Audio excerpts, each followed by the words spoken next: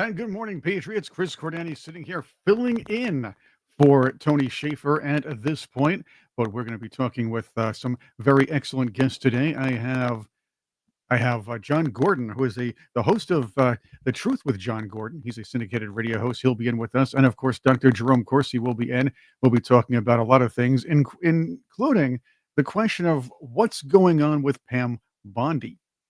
Dr. Corsi talks about that in length on his show. We're going to discuss a little bit of that today because there is a lot to talk about. But the question is, and I get this, I'm going to ask him. He's going to talk about that. The question is, though, Pam Bondi. Where are the investigations? Is there action? Are we giving her enough time? I get this. She's only been in office for a couple of months, but the Trump administration likes to announce things. They like to say, hey, we're doing something great. They like to pat themselves on the back a little bit. I haven't heard a lot of back patting, and I haven't heard a lot of, let's just say, well, I guess the word is self-congratulatory stuff. And I did see the embarrassing display with the nothing burger that came of the redacted Epstein list. So I do understand all of this. I do understand where everybody's coming from here. So having said that, Chris Cordani is here. This is Wake Up Patriots, Ed Henry's Wake Up Patriots, that is. And we're going to be talking about a lot of things, including, how about this one? U.S. aid on the way out. They received, well, let's just say the officials ordered them to get this, shred and burn all sorts of documents. Shades of when Hillary Clinton was going to be investigated. You remember that? It was bleached. I know they didn't really hammer and take a sledgehammer and bleach out, throw bleach on all the computers and things like that. No, that means cleaning things out. This is what happened here. In fact, we already heard a former employee talk about getting rid of or bringing out documents that were incriminating. Excuse me about that. Here's the story from Zero Hedge and, of course, Politico. A senior USAID official on Tuesday ordered the agency's remaining staff to report to their now former headquarters in Washington, D.C. for an all-day group effort to destroy documents. Oh, no, not a session. You'd think it's a kumbaya session with a bunch of people who don't really want to go into work. And I got to say, these people who whined about telecommuting, think about it. They whined about telecommuting. Yet, they didn't want to, they whined about telecommuting, yet they didn't want to, they're probably not going to want to come in at this point just to destroy documents. I get that because they're probably too lazy. The fact is, though, we'll read on here from Zero Hedge, Bright MLS, a multiple list, excuse me, wrong one here. We'll read on here. The materials marked for destruction include classified safes and personal documents at the Ronald Reagan building, according to the email sent by USAID's acting executive director, Erica Carr. Now, you might remember Erica Carr. She's a longtime Obama official. She was involved in USAID before it was the USAID we knew. Well, of course, before everything was dismantled. Mike Benz puts this out here, and he did this story with Politico. So the current, he actually tweeted, so the current acting executive secretary of USAID, who ordered the mass shredding and burning of paper files at USAID today, worked in the Obama OPM, then Obama USAID. I know it's a little bit more painstaking, but we never call USAID USAID here because that's not what it is. It just sounds nice when you say that. She was also named USAID Executive Secretary by Joe the Launderer Biden in his first week of office. A lot going on here. Something smells bad. And she's the one who's ordered people to come in and help destroy documents. The question is, will those lazy jerks, those lazy mom's basement dwellers, or those lazy people who just like to go sign in and not do anything, actually go in and shred the documents, actually go in and destroy evidence? Who knows? You hire all sorts of lazy people, it may not happen. The fact is, though, the order was there. And I think they're going to make it happen. I'll be checking in with the, having a little trouble signing in, by the way, to the to the chat here because what happened was I had a little issue with my browser, and I'm working with that right now. So if I'm not chatting quite yet, I'll be on there as soon as I can. I was hoping to fix that.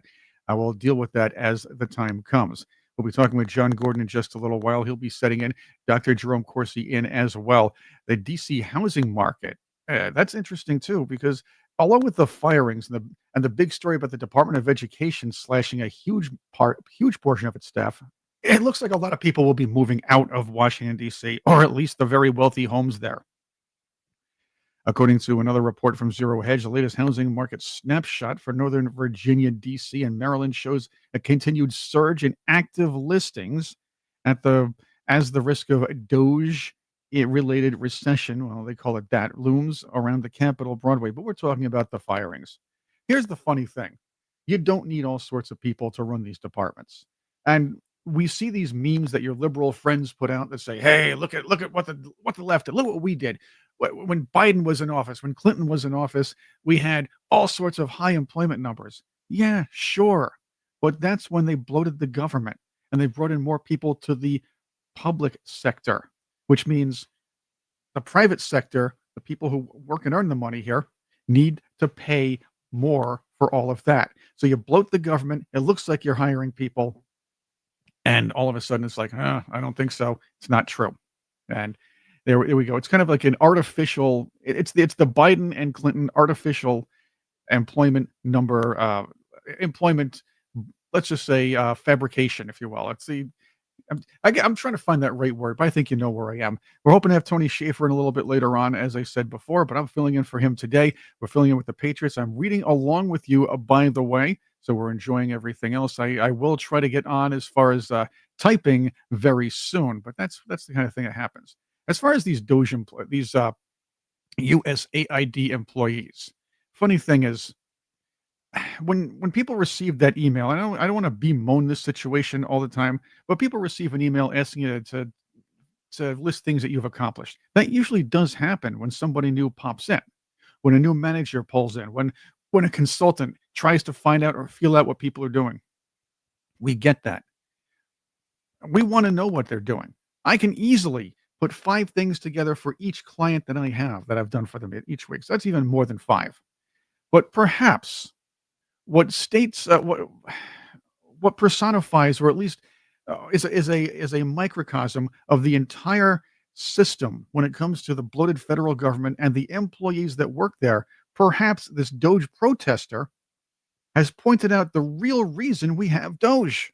When you wake up or when you're on your weekend and you get the fork in the road message, or you get the subsequent 5 bullets. Hey, what the hell did you do, you lazy federal worker, this week? How frightening is it that someone on X, the owner of X, speaks to you directly to say, what did you do last week at work? And if you don't answer, I am going to fire you. But even more egregious. By the way, notice how she's all messed up, and you have these people. Oh yeah, we dread this letter. We dread being asked what we've done for the last week. The president comes out, the most powerful person in the land, and endorses that message. How do you think that makes federal workers feel? When you wake up or when you're on your weekend and you get the fork in the road message, or you get the subsequent 5 bullets. Hey, what the hell did you do, you lazy federal worker? Why are you? I had to play that again. You lazy federal workers. That's the stereotype right there. And she's sitting here crying and complaining about the fact that she has to answer to the American public, that she has that her and fellow employees need to say, "Hey, we did fine. We have to tell them what they did this week." What it tells me is they didn't really do anything. It tells me that these people do not only not know what they did, but do not know what to even say when somebody asks them what they did. I suppose lumber can come to them and say, "Well, if you want to work this weekend, or you can work this weekend, that'd be great." They're not going to do that. But again, I implore you, do you ever dread that email? I don't dread that email. All right, I do understand when a new person comes in, you dread being fired. And even if you're a productive employee, uh, that kinda looms over, and I do understand that. We do have to understand all of that. I have empathy for people who get fired. I do, I really do. No, by the way, I don't think she's that Deacon chick, she looks like that Deacon chick, that's from Proud American Woman 1. I, uh, I just yeah, boy, the resemblance is there. I think this woman's a little bit more frumpy, and the other one wasn't wearing a mask. And it just tells all she wears the uniform of the complaining, lazy, liberal employee. Or at least I guess at least she came out to protest. Maybe she was one of those telecommuters that didn't wanna bother working. Look at this. Again, the helmet haircut, the ribbon, whatever ribbon of the day. Oh, was that a Ukraine ribbon she's wearing? And you have the mask. Again, that seals the deal right there. Maybe she's wearing the mask because she's afraid of germs from the people that are, I don't know, 50 feet from her at this point, or she doesn't wanna be identified. Yeah, trust me, I'm sure there's a lot of people that look and act just like her over there. She may not be they won't be able to tell her apart. And speaking of lazy workers, I don't have you been watching what's going on with the WNBA recently? I know that a lot of people are complaining about Caitlin Clark making a lot of money. She's the one who kind of brought the interest in that league back. But every once in a while, every year, when things slow down in the news, there's always that whining, complaining contingent that tries to make us uh, feel like the WNBA players should get the same pay that NBA players. This is again another one of those portions of the news cycle. It it doesn't make any sense. The WNBA is a nice outlet for professional for basketball players who were great in college who want to play professionally. And I'll admit, I enjoyed watching it the first year or two it came out. I did like to see the idea of Rebecca Lobo play on a professional level, and she was 38 at the time. We had I liked her, and we had Cheryl Swoops. Unfortunately, Reggie Miller's sister, we never got to play. I heard she was really good. I never got to see her play. I was a big Reggie Miller guy back when I was watching basketball. By the way, the NBA itself is already boring enough. Not a big fan. But the idea that these WNBA players, I'm not even going to say stars, they're players. You've seen the game. It's below the rim. It's not as much fun. A lot of misses. I mean, not a lot of scoring, although again, I like defense. The defense is not that good. What do you think about that? I mean, what do you think? Should I don't even have to ask you. The WNBA doesn't make the money the NBA does. That's right. Exactly. USA crew. The WNBA is woke. The NBA itself is woke. Again, female athletes, nice to have them have a professional outlet. The league would have folded. It would have folded after 2 or 3 years if it wasn't for being subsidized by the NBA. Yes, I understand Caitlin Clark, their best player is making what, $76,000 a year? That's a pretty good living for a lot of people. But you're not making the millions that LeBron makes. You're not even making the millions that Travis Outlaw made or Pace Mannion. I don't think Pace Mannion made more than 100,000. That was yeah. I'm an old time Nets fan. I remember when Pace Mannion had to play every day and Tony Massenberg. I don't know if anybody was an NBA fan back in the day, but Tony Massenberg was the guy that teams got just to score some points to make them look like they're competitive when they know they're tanking the season. Another guy like that was Reggie Theus, the guy that I liked him. He was classy, always scored points, never played defense, made the score look better. But the fact is, your team stank. You had these guys just to look like there's a score going, look like you're trying to compete. But you stink anyway. Chris, Chris Cordani here. We're going to be talking again with Dr. Corsi and John Gordon in just a little bit. Again, Tony is not here today, so we do have a lot to discuss. I want to see what you think about what's going on here. I do want to know what you think about the lack of investigations going on, the Nothing Burger. But here's another one for you. Let's see. Here we go. You know how all these celebrities yammer on about moving out of the country they uh, just because they don't like Donald Trump. Some of them actually did that, and I'm fine with it. We don't care. We don't need you. But It's one thing to say, "I'm moving out of the country. I'm out of here. I don't wanna deal with you people. I hate Donald Trump." And, and we can just say, "Don't let the door hit you on the way out. We don't like you anyway, and we think you're annoying." Well, Rosie O'Donnell had to take it a step further, since apparently she got no attention after sitting through or after, moving to Ireland and making a big stink about, "Oh, Donald Trump stinks. I'm going to Ireland. Ha." Then she moves there and people don't talk about her anymore. I don't think people have talked about her since she was on The View, when she was the big blowhard, that Joy Behar had become. Here is Rosie O'Donnell complaining about Trump from afar and complaining about us as Americans and saying she's not gonna move back until it's safe for her. Check this out. Flintstones. It's Tuesday. Well, hey, everybody. It's me, Rosie O'Donnell, star of the Flintstones. Star of the Flintstones, you played Betty. Betty was the 4th character on the Flintstones at best, probably a little behind Gazoo, so let's put her at number 5. It's Tuesday all day, as my Nana would say. And I'm here in Ireland. And it's beautiful and warm, not physically. It's actually quite cold. Moved here on January 15th. And it's been pretty wonderful, I have to say. The people are so loving and so kind, so welcoming. And I'm very grateful.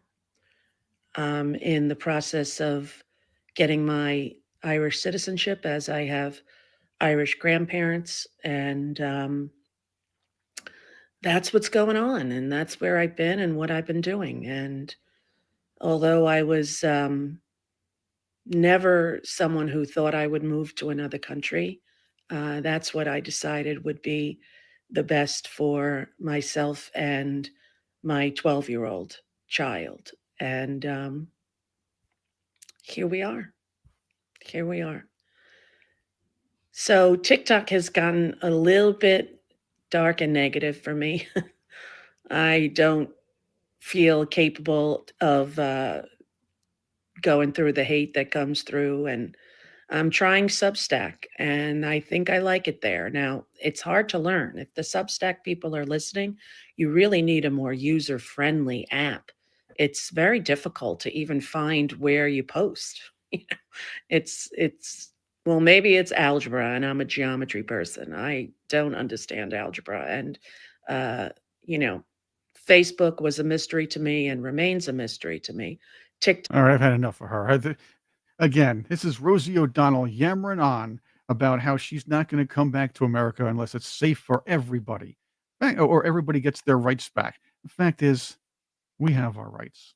We have more rights than ever. The rights are back. We don't have to worry about saying things about the government. We don't have to worry about criticizing the Biden administration without worrying about going to jail. What a complete joke Rosie O'Donnell is. And with that, we bring in Dr. Jerome Cosi. Who's Rosie O'Donnell anyway? I think she was a chick from a couple movies. She was actually a funny comedian back in the 80s for about 35 minutes. But then she became, she fancied herself a political pundit and anti-gun activist with security guards that had guns. You know how that kind of thing works. Yeah, another hypocrite on the left. Yes, you got it. Yeah, we had another self-important hypocrite on the left who thinks anybody gives a damn if she moves to Ireland. That's right. And that's the thing. And nobody did. So she had to go post and say, "Look at me. I'm on Substack. Look at me. I'm here. Hey, by the way, didn't I tell you I moved to Ireland already?" Yeah, I mean, and she can't even use Substack. Yeah, that's true. Hey, we can use Substack. If somebody as unhip as us can use Substack, I'm pretty sure she can use Substack. And she can't do algebra. Sounds like she qualifies to be a zombie leftist. There we go. And maybe that's even an oxymoron, as Bob Hope would say, right? A zombie leftist? Yeah, it probably is repetitive. Yeah. The funny thing is, I want to get into this. I want to get to a lot of things with you. We have some videos to play. We have John Gordon coming up from The Truth of John Gordon. We're going to have a lot of fun. But you and I talked on your show earlier today about a question we have. And look, it's America. We can question our leaders here or the people who are chosen to take care of things for us. And it is peculiar. And I believe it is okay to worry that Pam Bondi might turn into another Bob Barr, and you talk about this extensively on Corsi Nation today. So let's get into your thoughts on Pam Bondi. And look, the only thing she's really done so far is push out that nothing burger, the redacted Epstein files, and I think even she looked disappointed with that. Well, I mean, she made a fool of herself. So first of all, she's got this big hype about the Epstein files. She let some FBI jerk in New York lose it or redact it or purge it or whatever he did, and he ships over what's already been published, and she publishes that without knowing that's already been published. Then she's embarrassed, and the guy is fired. Well, why isn't the guy indicted? I mean, she's supposed to be attorney general. Where are the investigations? We don't have any investigations going. Okay, so I've got a list of them here. Why doesn't she do the Epstein investigation? She said, I'm doing an investigation of the Epstein file. What happened to it? I'm creating a task force. So I'm asking Kash Patel to create a task force. He's got subpoena power. I want to get to the bottom of it. I want indictments. Okay, where's the investigation on this U.S. aid? So this woman just put out on U.S. aid, I can't believe it, in Politico, that this woman, this is a woman who's been around with the Obama administration for a considerable period of time. And, she's another Obama night creature. Okay. And so her name is, what is her name here? This is Erica Carr. Okay. Now, Erica Carr, Mike Benz is all over. It said the current acting director, secretary of USAID, the acting executive secretary, who ordered the mass shredding and burning of paper files at USA Today, worked in the Obama Office of Personnel Management, then USAID under Obama, and was personally named USAID executive secretary by Biden in his first week of office. And she sends out a memo that says that there was an all-day group effort. Come on back into the office, everybody. And what are we going to do? We're going to destroy documents, many of which contain sensitive information, including classified safes and personnel documents in the Ronald Reagan building. Okay, she is active director, Erica Carr. That's C-A-R-R. It's not, this one's got double R. You can't drive this one. This one doesn't go on the road very well. It's Erica Carr. And she wants to shred as many documents as she can, burn bags. I mean, okay, so where's Pam Blondie?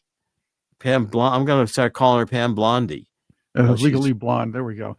Legally blonde. She's legally blonde, and she's attorney general. Yeah. And so, where's the investigations of this Erica Carr? I want to see I want to see her out in the press room saying I've opened an official investigation into Erica Carr. The document shredding's got to stop. I'm sending over FBI agents to make sure the documents are secured. I've asked Kash Patel to establish an FBI task force. They have subpoena power. I want indictments. This is a crime. Where's that statement from her? Okay, so what about the J6 committee? Liz Cheney. Yep. I want an investigation. We issued pardons. I want to know why these people were in prison. Why they were not. Yeah, even say get the ball rolling. I'll get to some of the Patriots here who, and some of them say, look, maybe we should give her some time. And that's what some of them are saying. I've given her time. I've given her time. Elon Musk is slashing and burning over there and finding all kinds of government money, for transgender mice in Libya or in some foreign country or other. That DEI training in Serbia. There we go. Yeah, DEI in Serbia. ESG trading in Mongolia. We're just throwing money away. And how about Act Blue? I want an investigation of Act Blue. This is money laundering. That should happen. And that news just came out. I'm pretty sure we knew it was going on for a long time. I do understand. I've got magazine articles here written. Yep. New American's been on this subject for 3 years or 4 years. Well, going to the Patriots, Deb 541X says it might help us if she'd make more statements to fill us in. We're dying to know. I don't want statements, just statements. I want Kash Patel ordered from the Attorney General's office to create a task force whose job is to investigate U.S. aid and the burning of documents with the subpoena power and the intent that if there's been crimes committed, I want indictments. I want grand juries convened. I want the powers of this office. If she doesn't want to use the power, if she just wants to, sit in these limousines and get chauffeured to work every day, make sure she's got her makeup done right in case Fox News calls her back. We don't need her. Good point. Now, does she have the staff? And that's another question from one. I don't care. She needs the staff. Go hire it. Okay. See, there you go.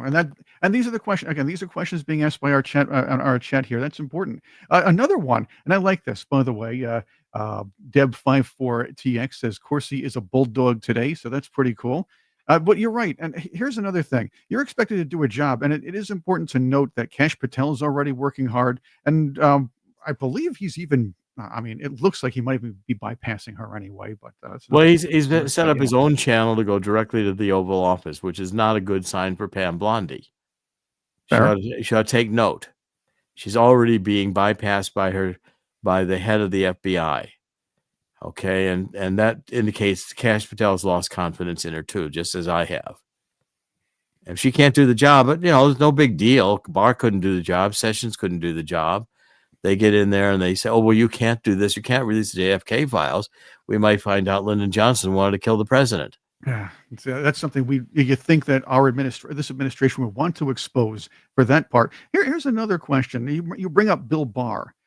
There could be worries that she might turn into another Bill Barr. And I don't mean just Bill Barr to the point of inaction, but Bill Barr to the point of keeping even working with the media to keep the Hunter Biden laptop under wraps to help keep Trump from being elected. That Bill Barr. And that kind of worries me too.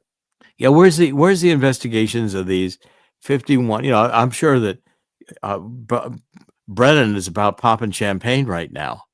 He's off the hook. She's not going after him. What about these 51 intelligence chiefs who said that this was Hunter Biden's laptop was Russian disinformation? Look, I got a stake in this. They came after me in Operation Crossfire Hurricane and want to put me in prison. They sort of put me in prison the rest of my life, or I take a plea deal and say I had a tie with Julian Assange. Or I was the key last evidence, and they're getting Donald Trump for Russian collusion. I was supposed to have coordinated with Assange and then given it to Roger Stone, and they were coordinating to use the emails that the Russians stole from Hillary. Well, the Russians didn't steal the emails. Yeah.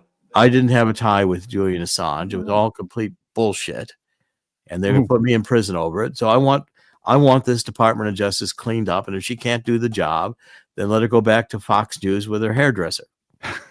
Oh boy, a lot of people dropping the S-bombs here on the show. This is 2 days in a row. Oh my gosh. But the fact is, yeah, we understand this. And I do think the American people want action from each of these people. We want action. Look, we just got a confirmation on a Secretary of Education. Yes. She's already fired half the people. Yes. She's saying the office is closed. So they're not coming back Wednesday or whatever. But the next step is just close the department down. Right, close it for security purposes, so nobody pulls what the USAID people are trying to pull off right now. How about that? Why isn't Pam Bondi sending in the FBI or somebody in there in USAID to secure the files? Well, with that, we bring in John Gordon, who's the host of The Truth with John Gordon. Welcome to Wake Up Patriots. I'm Chris Cordani, filling in for Tony Shaffer today. Lieutenant Colonel Shaffer he might be in a little bit later on. If not, he's with us Monday. Dr. Jerome Cosi is with me as well. So let's talk. John, welcome to the show. Tell us about your show, by the way. Well, we're on every week at from 12 to 2 on Saturdays and 1 to 3 Sundays. You can find all of our past episodes on rumble.com. Just search for John Gordon Truth. We're on the John Fredericks Media Network in Memphis, Atlanta, Nashville, Richmond, Norfolk, Philadelphia, Pittsburgh, and Morgantown, West Virginia. And we're also on CDM Press on 13 digital platforms across the World Wide Web. So we're working just as you are to tell the truth, to expose the truth, and help make this place a better country to live in.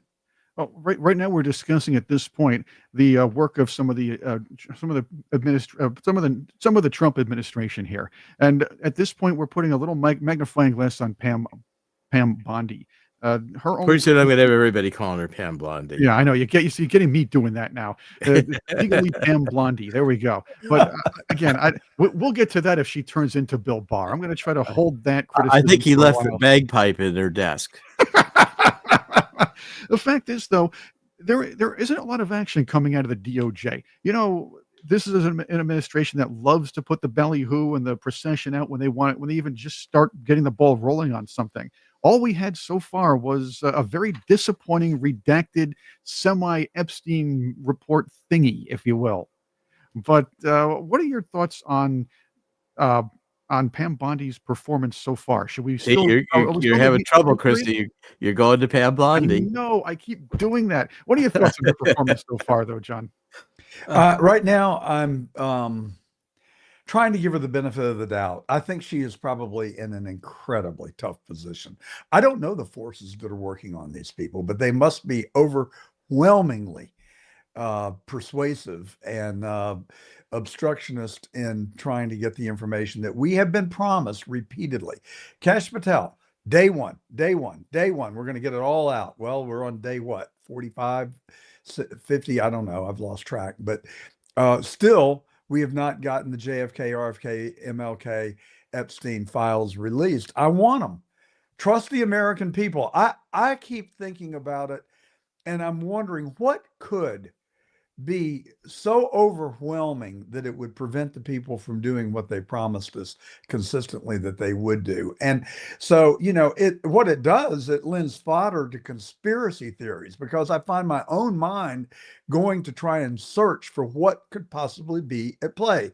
And I was just watching Patrick Bet-David this morning, and they're all over Israel and MI6 and what the CIA. I mean, Tucker Carlson, Roger Stone, David Talbot, Douglas have all written that the CIA killed Kennedy. I happen to believe that, but now I'm starting, and so many people have recognition of that. If that were the case, then just put it out. I mean, it's like disclosing what has already been disclosed. But it gives me suspicion that there's something more sinister, even worse at play. And maybe it does. Maybe it could track straight back to Israel. Maybe they killed Kennedy. Maybe Epstein was an agent of Israel. And that's the one thing that I can think of that would prevent them from disclosing it, because It's the we only want to thing, yeah. support Israel right now. Right. Those are the only things I could think of right now. Well, Israel was Epstein was a triple agent. He was working for us. He was working for the KGB. He was working for the Mossad. I mean, and as to the truth, I mean, they published the final analysis with David Mantik and the optical density measurements of the X-rays. Kennedy was shot twice from the front. It's obvious in the X-rays. You'd have to be Stevie Wonder not to conclude that if you watch the Zapruder film and all the other evidence. I mean, there were so many people in Dealey Plaza that started running, literally running, including police officers, up the hill at the grassy knoll, where a plume of smoke is visible coming from behind the fence. I mean, come on. Yeah, Is that a conspiracy theory that if you see it with your own eyes and you're not supposed to talk about it? Well, your show is the truth. What they're afraid of is the truth. Yeah, evidently. And I think that it's going to expose them as either really vile, horrible people, or that there is some international sense of intrigue that accompanies it, and that might upset the balance of power in the world. Well, we need that to would know be pretty that. compelling. We need to know that. And if Then we're going just tell to, us. we Just can say, handle look, we can handle the truth. I'm with you, Dr. Corsi. Just say, look, this is so sensitive. President Trump, I've looked at the files and I'm not going to show them to you because they would be devastating for the world order. And at the appropriate time and place. Pompeo came in and did that, and he's still going around writing books and talking about how he's a great conservative. Yeah, and he won't release the Kennedy files. And on the tooth theory. And at this point, this is not the era of the game show scandal. We're not an innocent society at this point. We can handle the truth. We can handle what's going on, because we already think this is what happened. We already think the deep state started grasping the power around the 1960s. We already knew it, and we also, I also believe we have presidents that come in altruistically, hoping to say, yeah, we're going to reveal this. We're going to reveal what happened with JFK. We're going to lessen. We're going to lower the government. We're going to lower the. We're going to de-bloat the government. We're going to change a few things on how government does business. But I do believe people sit these guys aside and say, hey, I understand you want to say this, and you want to do these things, but you know what happened to JFK? Just remember that, okay? And then they start going, they start kind of playing along with the globalist order after that. Yeah, well, the problem is, look, so Elon Musk comes in, and he's already exposed and taken a lot of the money away from the left. Okay, but yet Pam Bondi lets Act Blue go on, and there's not. Where's the investigation of Act Blue? That's an excellent point. I want to see the task force.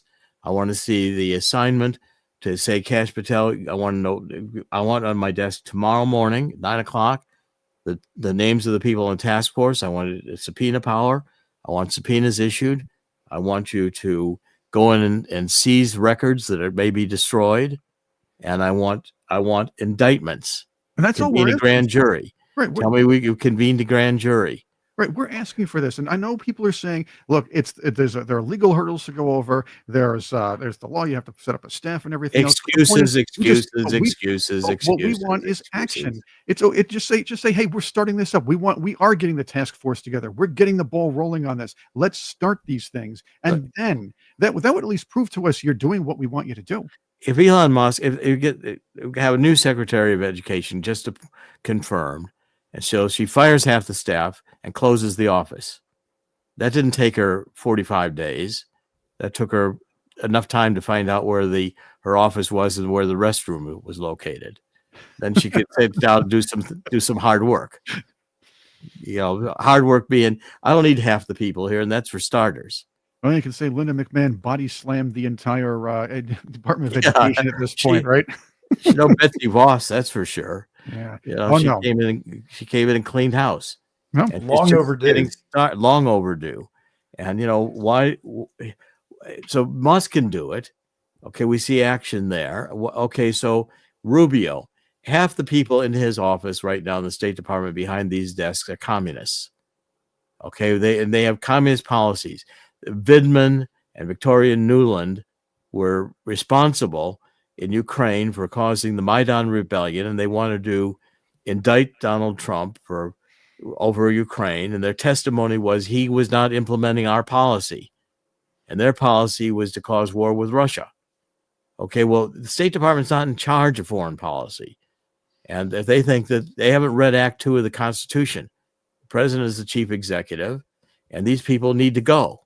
If they're not going to implement the president's policy, if they're going to sit there and say, well, we don't want to do that, Mr. President, get rid of them. EPA's being flushed out. Okay.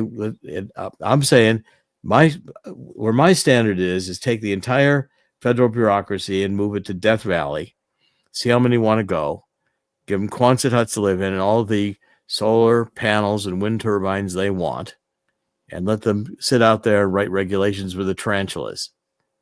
But we don't need them. Tarantulas. And tarantulas don't want them. They won't even bite them. They'll think probably they're the ones that'll get poisoned.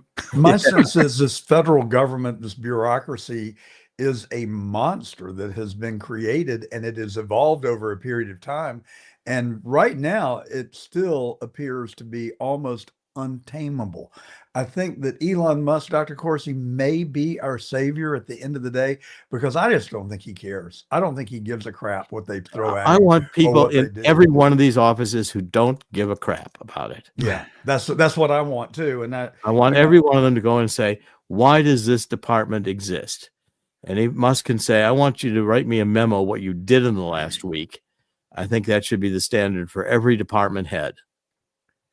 Well, to me, that getting the economics under control is huge. One thing that was incredibly disappointing to me is that we just passed another continuing resolution this week, and we said that we were going to stop that, but here we go again. It's business as usual.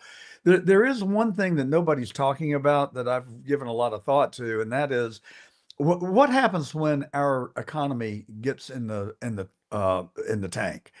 What do? The first thing we do is we come back with irrational government spending, and we call it stimulus. Well, then I think the converse has got to be considered. What happens if you stop all of that stimulus? What would it do to our economy? I think it would wreck it. I think it would cause us to go into the deepest, darkest depression that we've ever seen. So I think they're walking a very high wire act. Yeah, we want efficiency in government. Cut out the fraud, waste, and abuse. Take that $500 billion and put that back into the economy. Then you're going to set this economy on fire in a good way. Then you can go start whacking away at the bloat And so I think it's a multi-prong approach. And Trump is right. It's going to take a transition period to Well, get there. transition periods always end up being permanent.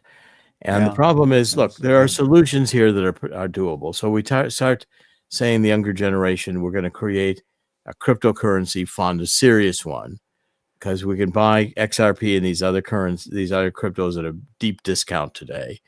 And what we're going to do is we're going to start paying the new generation their Social Security in cryptocurrency. Okay, so you get XRP cryptocurrency, which is now at $2.24. That gets put into a reserve fund. It'll go to 2,000 pretty quick, and that's going to our dollar is fiat. So what's the complaint that crypto's fiat? It's still valued. It's going to be valued based on the scarcity, and if it's managed correctly, we don't have to pay the Federal Reserve interest on our cryptocurrency. We've got this modern monetary theory the left touts. We just print money, and it's our sovereign debt anyway, and we're the sovereign, and so just print. Why are we paying the Federal Reserve interest on money we could print without them? That's fair. Well, you enough. make an excellent point. My only cynicism would be that as soon as crypto becomes institutionalized and a real force in the world economy, the governments will move in quickly and screw it up. Well, the governments can screw up anything, but Yeah, this and one they've can be proven that over and over. this one has a foundation in private enterprise. Yeah, And so they're buying. You're right. They're buying a private, and so all the money the government's spending, we think, isn't this wonderful? Okay, where'd it go? So Obama does Solyndra, and he does his bailout act of 2008, 2009, and the money goes to shovel-ready projects, which there aren't any. And all of his buddies on his finance committee then they create Solyndra, which has failed. They got all these solar panels all over the desert that don't work anymore, and the company goes bankrupt, and nobody goes to prison. So what stimulus did that create?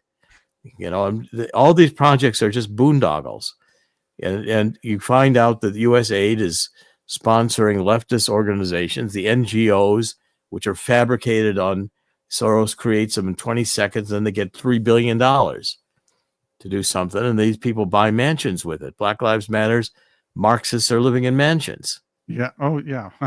Mitch McConnell, a salary of what, 200,000 a year, 250. I don't know what a senator makes, maybe 300, and he's going to retire with $200 million in the bank. Really? Thank you, China.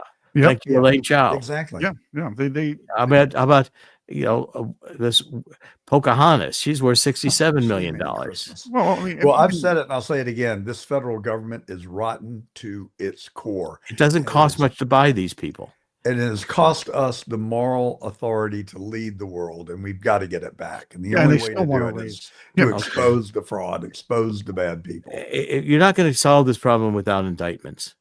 Totally. You're not going to solve this problem without criminal investigation of how these people got to be millionaires in Congress. I'm sorry, they want to put me in prison over the Russian collusion lie. And I told them to shove it and to go to hell. They did not indict me. They were the criminals. Yeah. Well, good for you for having the resolve to push back on them.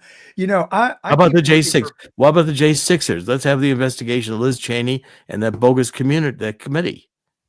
I want them criminally indicted. But they have, although some of them were pardoned, supposedly, again, by this auto pen situation. The auto pen.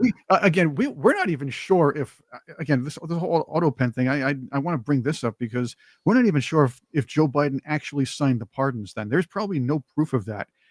Maybe there's no proof otherwise, but they could call these pardons into question. There's another thing I'd like the Attorney General's office to investigate here. Well, they could take everything that Joe Biden signed and say it is all illegitimate because it was not signed by the president. Okay, it's quite possible. And so therefore, all of his legislation, all of his executive orders are null and void. I take a little bit of a different perspective. I don't disagree, and I wouldn't dislike what you're advocating. I just keep trying to find out where is the entry point that no one can really disagree with except the crazed leftist Democrats that have proven that they are either the most inept people in the world, the most corrupt people, or they're just flat out crazy. And I frankly lean toward the latter. But where can everyone agree that we should look? And so to me, rather than saying we're going to put these people in jail, I would be perfectly fine if we said that we're going to investigate them. We're going to convene a grand jury. We're going to put them under oath, and we are going to expose the truth. And then let the Biden pardon, let them off the hook. I'm fine with that. They would be discredited. They would live on an island for the rest of their lives, which is exactly where they should be. Similarly, Well, I want to interject. know what happened in Butler, Pennsylvania on July 13th, 2024. I'm Exactly. not- Yeah, that too. Who I'm can not. say they I'm don't not want to know interested. who? I'm not interested in compromising with lunatics. Well, here's the other thing. Well, that's fine. I'm just trying to figure out a way to get it I done. don't want compromise a- anymore. or- These people are. I don't want to sit down with Satan and negotiate with them. and I want secondly, to send Satan back to hell. exactly. Well, And look, you make a compelling let's put it argument. this way.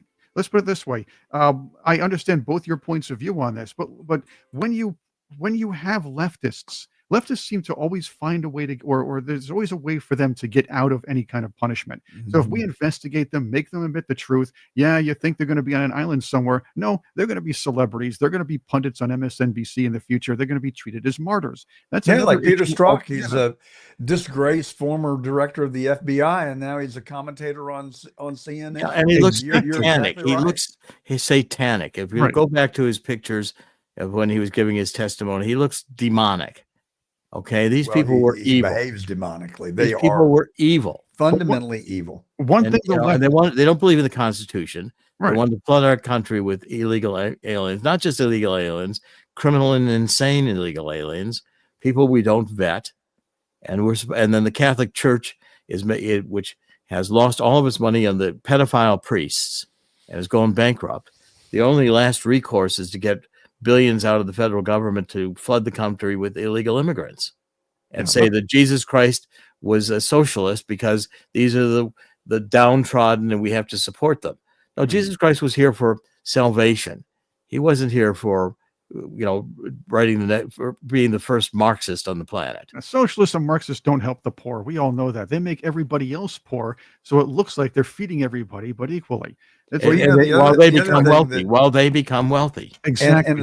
And a study in human nature would reveal that and I've seen it with my own children and my friends' children, when you give somebody something that they did not earn, you think it's going to make them so grateful and that they're going to be eternally show gratitude. The fact of the matter is that they become resentful, and then they become incredibly more resentful when you cut off the faucet and you don't continue to give them the free stuff. Yeah. And so that's what's happened to us as a society. We've got people that literally believe that this money grows on trees and you've got it and I want it and I'm willing to go. The Catholic Church is suing to say that it's criminal to cut off their money. Now, they don't have, this entitlement mentality is insane. No, they don't have a right to get a grant. They should be grateful to get a grant. That's right. And what do they use the grant for? They support the pedophile priests. They get McElroy, who is basically, as far as I'm conceived, closer to Satan than he is to Jesus Christ. They make him an archbishop in California. Okay. And then they get the entire Catholic Church wanting to have LGBT synods, meetings with bishops, so we can recognize the marginal and let them have a place at the table. So now what are we going to have, a transgender pope? Dr. Corsi, you've actually circled back to what John was saying earlier. What are the Democrats good at? Because they're wrong, they're destructive, or they're downright nuts. What they're good at is tugging on the heartstrings of the highly emotional types, which make up a huge portion of the electorate in Western Europe, Canada, and the U.S. Well, they make them feel guilty. Right, but they tug on their heartstrings. They make them feel like not only that they're guilty, but that they have the moral high ground for parroting their lines. It is the fundamental lie that's at Right. the heart of Marxism, that they're Right. here to help. They want to make everything equal. It's equity. It's not equal opportunity. It's equity. Well, here's They the want game. to take away from Right. to give, and it doesn't work. It's never worked in human history. Well, here's the game they play. You see the leftists on your social media feeds put these little profile pictures that say, I stand with Ukraine. It sounds nice. It sounds great because on the surface, Russia invades Ukraine. Okay, if you don't know any history, you just say, hey, that's not good. We stand with Ukraine. In fact, and some people, the well-meaning people, would say, well, that's good because I stand with people who are being caught in the middle of a war-torn country. That doesn't mean what I stand with Ukraine really Yeah, means. well, I mean, People that again, make you say it's that. back to the Right, truth. So, right. okay, so you got Bergoglio apologists for Francis now Yeah. saying Thomas Aquinas and the theory of just war means we have to support Ukraine because they're under attack from Russia. Now, what they don't tell you is that, Poroshenko and then Zelensky are neo-Nazis. They sent neo-Nazi brigades over into these Russian-speaking provinces to kill anybody who was talking about freedom.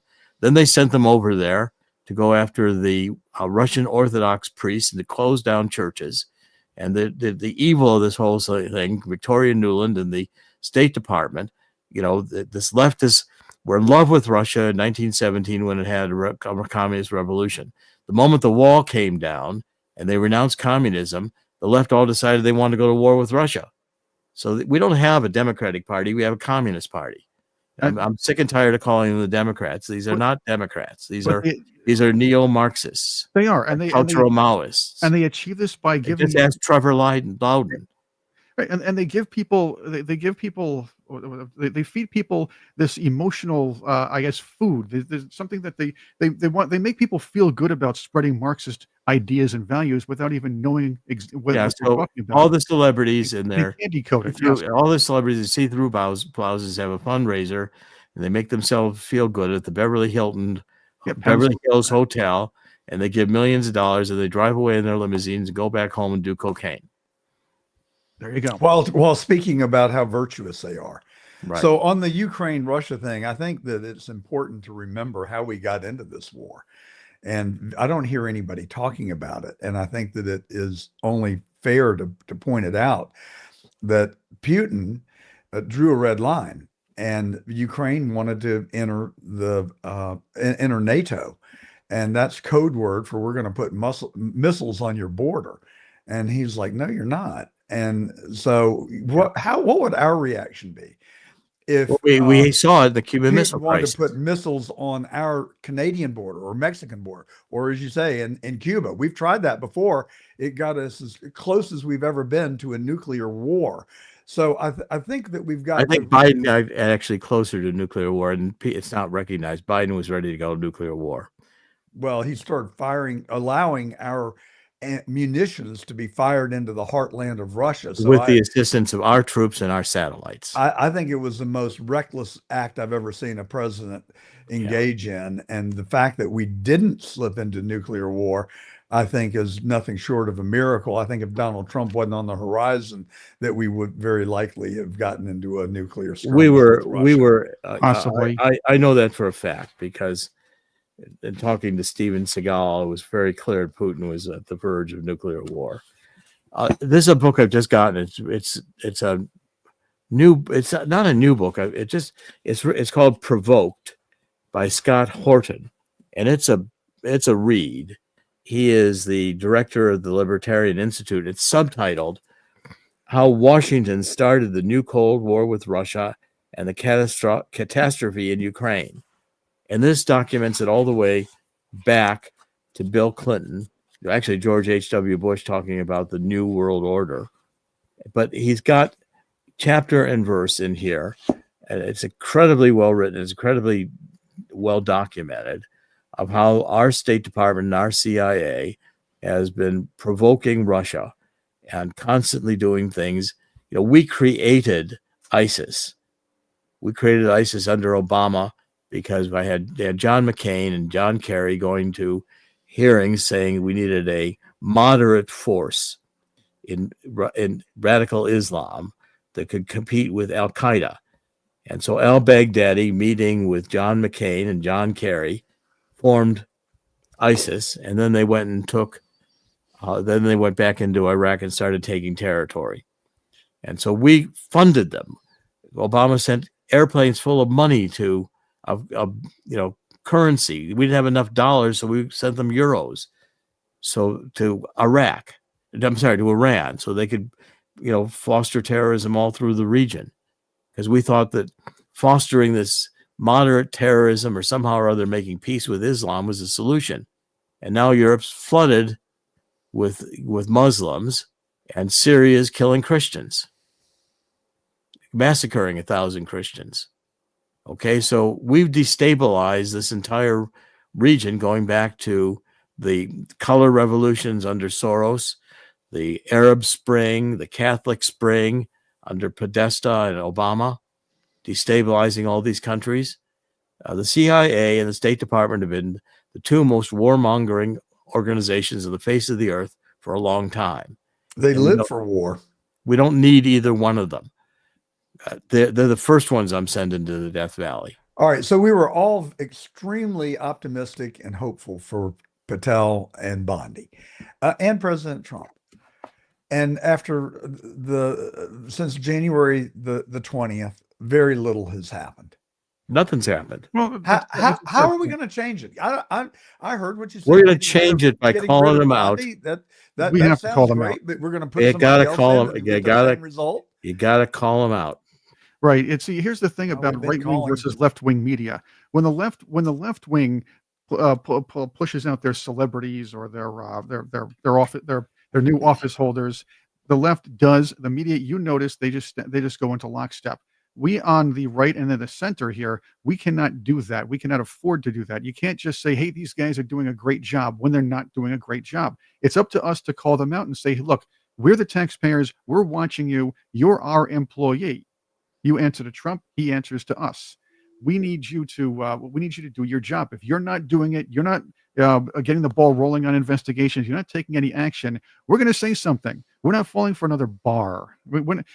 Again, Barr, as I said, went as far as hiding, keeping under wraps the Hunter Biden laptop. He was supposed to have worked for Donald Trump at the time. So yeah, you can't blame us for not trusting, but we can't be like the left. We have to call our own people out if they're not doing the job, and it is up to us, like Dr. Corsi was saying. I'm just going to read one paragraph from this, and it's page 570. It's almost picking it at random, and it's talking about 2022 and 2023 and all the weaponry we sent Ukraine. It says France, Britain, and Poland have been especially belligerent in this war. French President Macron had repeatedly threatened to send ground troops to join the fight. That should be fun to watch. French troops. They can bring their pâté and beignet and all their wine with them to fight the war. Meanwhile, the former British Prime Minister and later Defense Minister David Cameron announced he thought Ukraine had the right to use British weapons to hit targets inside Russia. In response, the Kremlin said they would have the right to bomb Britain in retaliation. The Russian Defense Ministry held a new set of nuclear war exercises with its tactical missile forces. General Vladimir, unpronounceable Polish name, former commander of the Polish ground forces, sharply rebuked his allies, warning, quote, the entry of any NATO member into Ukraine will amount to a full-scale conflict and outbreak of World War II. Well, Biden did that, and Putin revised his nuclear policy to say that if they were using our weapons with our soldiers and our satellites to hit Russia, we were at war with Russia. Russia considered us to be at war with them. And Russia said, it would take them about 20 minutes. They wouldn't even need to use nuclear weapons to destroy London, Paris, and Berlin. They've got these new high-energy weapons, which create this turbulence. They used one. We saw it used, and they did one demonstration of it. Russia's got weapons that we don't even imagine at this point, and Putin's been suggesting that. Take them 20 minutes to eliminate Paris, Berlin, and London. And if you think Putin would give a damn, you're wrong. If he's provoked, he's going to be forced to do it, or he'll lose power. His inner circle will say, you're not strong enough to do this job. And it's because we're provoking it. That's what the American people don't realize. Well, I totally agree with what you're saying. I don't think there's any question. I think Donald Trump will unwind this war. I think he'll bring it to an end. I think he will too. And I think that there's going to have to be a piece of conciliation for everybody at the table. And to me, that is our commitment not to put missiles on the border. Putin's not going to get the territory that he wants. He's going to get most of the territory he wants because nobody damn well is going to get him out of that territory. There's going to have to be an accommodation. There's no doubt. And what's not going to happen is that everybody in the State Department, CIA, who's responsible for this will keep their jobs. They That's won't right. be fired. And Yep. anybody who thinks Ukraine's going to join NATO anytime soon, this agreement's likely going to say Well, no, they can't join NATO. Yeah, the French and the British would do better to run a transgender parade at Buckingham Palace than they would be to field an army today. I have to refer. I wish I should have had this video on Clark, but it's 10 o'clock. We have to wind down. Tony Shaffer, our regular host of the show, went on air and said the British Army is more like a Monty Python sketch. It was absolutely brilliant. You can catch it on his X feed. I love it. And on that note, gentlemen, I want to thank both of you for being here. Dr. Jerome Cosi, host of Corsi Nation, the new the renaming of the show from the True Central of Corsi Nation, CorsiNation.com, author of several books, including the latest, The Anti-Globalist Manifesto, and a lot more. Check it out, CorsiNation.com. John Gordon, host of The Truth with John Gordon. Any final words, gentlemen? Get rid of this. Send the entire bureaucracy. But Death Valley may be too good. I'm thinking about the Gobi Desert. We can't infest a state park with those people, right? I know the tarantulas don't deserve the State Department. Maybe send them to a place nobody cares about, like I don't know. Oh, you know what? Annex part of Canada and put them there. Yeah, right. Chris, Dr. Corsi, it's an honor to be in your midst. I think Donald Trump gave us the playbook in Butler, Pennsylvania on July the 13th. I think those words need to continue to resonate with us. Fight, fight, fight. That's the only way we're going to restore the moral high ground in this country. I agree. And don't negotiate. Don't compromise with Satan. Exactly. Gentlemen, thank you for being here. And by the way, do you really want to compromise with those Democrats who sat there during Donald Trump's speech in the joint session of Congress? I don't want to compromise with anybody, but I want accountability. I'm trying to figure out a way to get it. Well, fire them will get accountability. We'll let them write their memoirs from prison. There we go. Do it write them on a toilet paper like Gramsci did back in the day, right? Right. I have no problem with that. The toilet paper manifesto, I call it. Anyway, gentlemen, thank you for being here. Patriots, thank you for being here. Don't forget, we have Trixie, we have Sean, we have George, and the rest of the crew on Thursday and Friday. Tony and I will be back on Monday on Ed Henry's Wake Up Patriots.